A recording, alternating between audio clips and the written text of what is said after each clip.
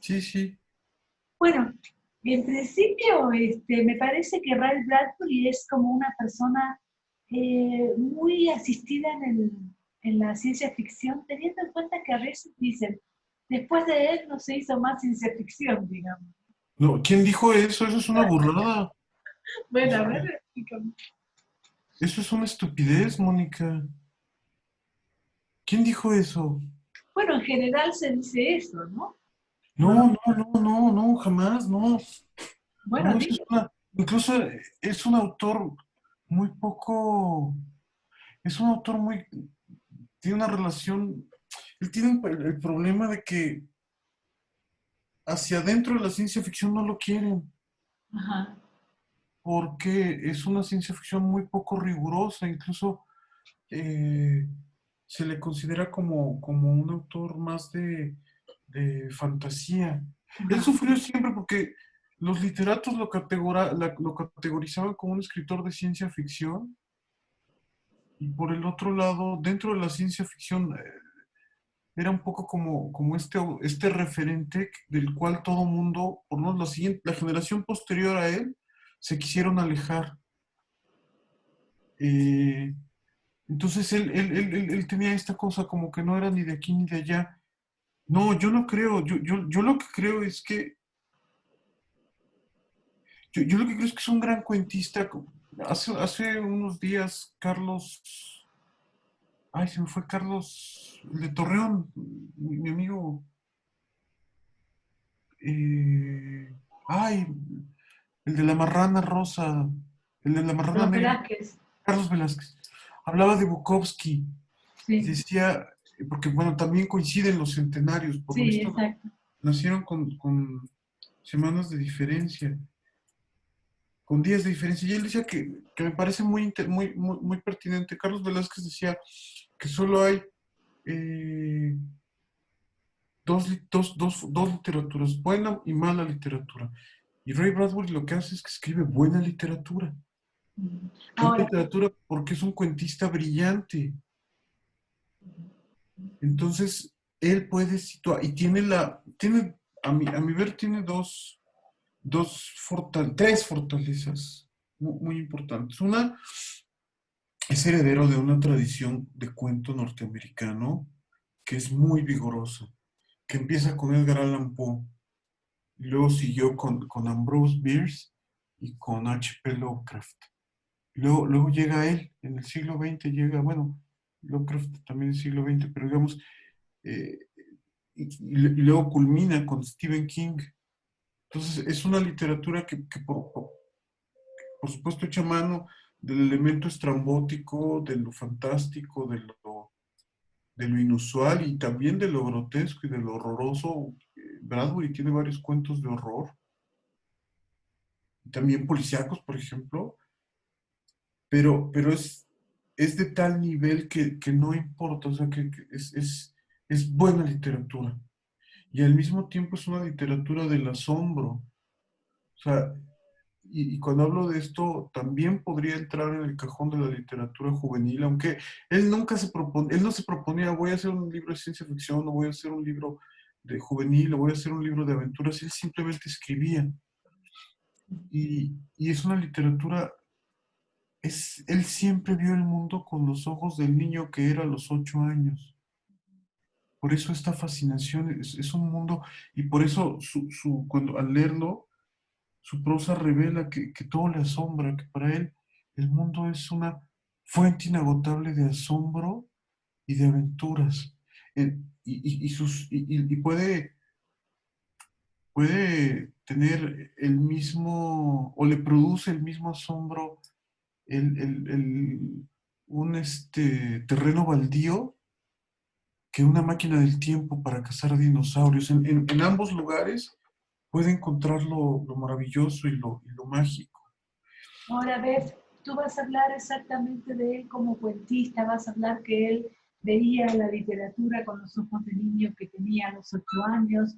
En ese contexto, él no participa entonces de esta, me parece, eh, como una crisis que está viviendo la ciencia ficción en este momento, digamos, ¿no? Porque No, bueno, lo que pasa es que él existe, escribe, sí, sí, sí. No, no, lo que digamos, es de los, él es de los últimos autores de o una transición entre la edad de oro de la ciencia ficción y luego una serie de autores más contemporáneos. Eh, Cuando él escribe todavía se puede, todavía, o sea, él todavía tiene la posibilidad de escribir y proyectar muy a futuro sus historias. Hoy en este momento que el mundo cambia tanto, es cada vez más difícil. Ya hace 35 años los cyberpunks, Ujú. ahora que todos son de la edad de mi papá, todos decían, vamos a escribir sobre historias que suceden 15 minutos en el futuro, por la imposibilidad de hacer estas proyecciones que podían hacer los autores de su generación. O sea, estoy hablando de Isaac Asimov, que es el otro más conocido norteamericano de su generación, y Arthur C. Clarke, que fue británico.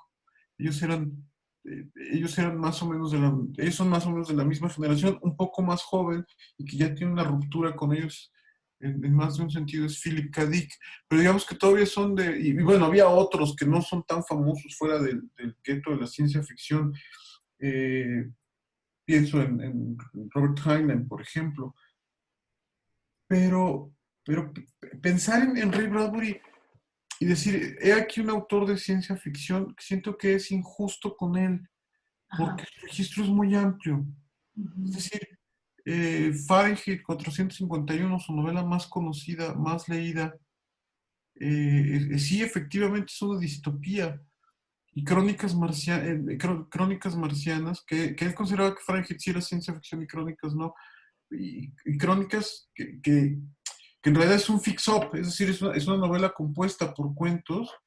En ambos casos, los mecanismos propios de la ciencia ficción son muy laxos, porque a él lo que le interesa es cómo a él no le interesa, y creo que lo dijo alguna vez, a él no le interesa cómo vuela el cohete que te lleva a Marte, sino las consecuencias de que lleguemos a Marte y cómo le afecta a los personajes volar en ese cohete, no cómo funciona.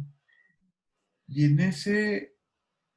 y viéndolo desde ese ángulo, me parece que a mí personalmente me parece un autor mucho más rico que su más importante contemporáneo en el campo, que fue Isaac Asimov, que justo, bueno, que él era bioquímico y que tenía un gigantesco interés en describir cómo funcionaba la pistola de rayos o el robot o el cohete, mientras que Bradbury le interesaba como la parte humana de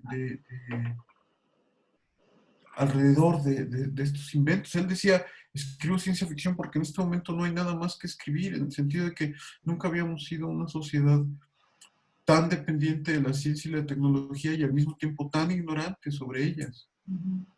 Ahora, yo leí todo Ray Bradbury cuando era muy joven, digamos, ¿no? Ujú. No sé si lo volvería a leer en este momento. ¿Cómo dirías tú que son los lectores en este momento de Ray Bradbury? Esa es una muy buena observación. Yo hace poco leí, a pesar de haber sido muy prolífico, en realidad es fundamentalmente cuentista. Entonces, tiene pocas novelas. Y hace poco descubrí que había leído casi todas, pero no había leído las novelas policíacas. Son tres novelas policíacas. Entonces, entonces leí la primera y descubrí algo peculiar, que no tiene la malicia de un autor policíaco. Al contrario, incluso es bastante, incluso puede ser ingenuo. Pero hay un vuelo lírico, o sea, hay una cualidad poética en su prosa que me parece que es disfrutable a cualquier edad. Lo acusan de cursi de repente, de edulcorado. A mí no me parece tanto. O sea, tiene momentos muy oscuros como buen observador de lo humano. Pero quizá, quizá, quizá sea la clase de autor que hay que leer más justo cuando eres jovencito. Pero yo creo, si no has vuelto a tocar tus libros de Ray Bradbury, yo me asomaría a algún cuento al azar y de verdad, yo, mira, a pesar de que a mí no me gusta la música de los Beatles, una vez en una clase en la universidad, tenía una clase que se llamaba Música y Literatura y en esa clase nos dijeron, la música de Mozart y la de los Beatles es tan luminosa que de verdad tienes que ser muy amargado y un espíritu muy oscuro para que no te guste. Y yo creo que pasa algo similar, o sea, los cuentos, o sea, yo de verdad reto a un lector, el lector del registro que sea y de la edad que sea, a que lea un cuento de Ray Bradbury y no le guste. No, no, claro, no, yo no digo que no me gusta, lo que digo que lo leí de joven. Ahora, Sí, yo creo que sí pues, tiene un perfil muy juvenil, indudablemente. Por eso hablo de la literatura del asombro, porque su tema es, eh, o sea, digamos, si lo contraponemos a alguien un poco, no es más o menos mayor que él, pero más o menos activos, más o menos los mismos años, a Sandor Maray, por ejemplo, pues, no sé, a Cioran, estos que son como de todo sí tiene una cualidad, sí tiene una ingenuidad que a lo mejor puede ser, molesta para algunos. Y sí creo que apela más a un lector joven, pero la factura es impecable. Entonces yo sí creo, o sea, no, yo no sé si hoy en día, yo lo releo siempre con gusto, pero no sé si podría darme un año para releer casi todo Bradley. todo Bradbury, no sé si lo haría, pero si yo tuviera un chico en casa, además, entre los 14 15 años, sí le daría las crónicas marcianas, sin dudar, Ujú. Ahora, para enviciarlo en la lectura. ¿dirías tú, ya para ir terminando, las dos últimas preguntas? La primera es, ¿dirías tú que te ha influido en tu manera de escribir Bradbury en algún momento? Yo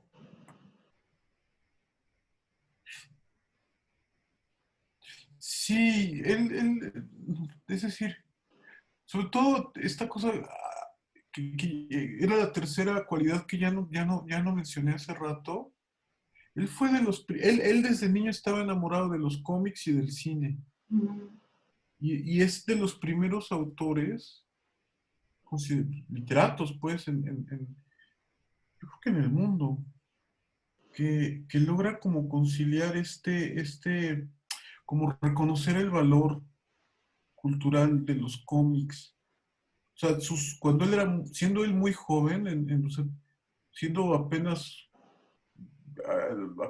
digamos, apenas llegando a los 30 años, empezaron a adaptar a cómic algunos de sus cuentos, en un momento en que el cómic en los Estados Unidos se consideraba basura cultural, y él mm. tuvo como esa claridad de decir, este es un medio legítimo para contar todo tipo de historias. Bueno, con el cine tuvo un reconocimiento mucho antes, pero él tuvo esa visión.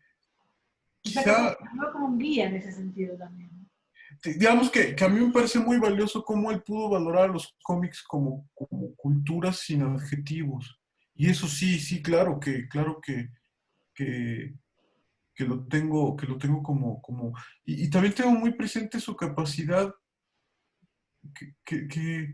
esta capacidad que tenía como para ir, como decía Zorrilla en el Tenorio, ¿no? Porque decía, yo a los palacios subí y a las cabañas bajé. O sea, él no tenía distingos entre alta y baja cultura y tenía una gran capacidad para conciliarlo. Y eso es algo que yo siempre he querido emular, como no hacer esta separación artificial. No hay, o sea, hay perlas y hay basura en todos lados, y él era capaz de encontrar las perlas en todos lados, y eso sí es algo que yo he querido emular de él. Ya estilísticamente, seguramente muy al principio, y bueno, después es que es uno de mis muchos, pero sí es de mis autores favoritos, sí regreso a él, sí sí tengo esta relación amorosa que puedes establecer con alguien que nunca conoces. Y bueno, la última es qué significa la Feria del Libro de la Universidad de Guanajuato, teniendo en cuenta que vas a presentar precisamente a Ray Bradbury como alguien que ya lo vimos, alguien fanático o admirador de tu obra, digamos, y un poco también para incentivarlo que lo lean, ¿no?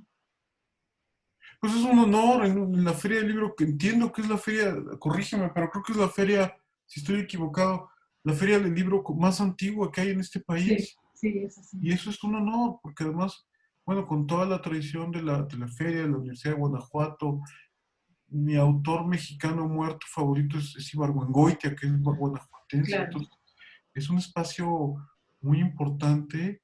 Guanajuato es una de las capitales culturales del mundo, con el Festival Cervantino, que además empezó justo el año que yo nací. Tengo gente muy querida en Guanajuato. Mi abuelo era de Silao, que es a un lado de Guanajuato, entonces, mi abuelo paterno, entonces, eso, lo cual me hace 25% de origen guanajuatense, entonces eso ya hace que lleve, y siempre he llevado en mi corazón a Guanajuato, la zona, pues, el estado. Lamento que ahora ha estado en una situación política muy complicada, pero es un estado que quiero mucho y sus espacios, San Miguel Allende, Silao, Guanajuato, son ciudades que quiero, que Celaya, que me gustan y donde tengo gente muy querida. Entonces, para mí siempre es un gusto regresar a la FILUG.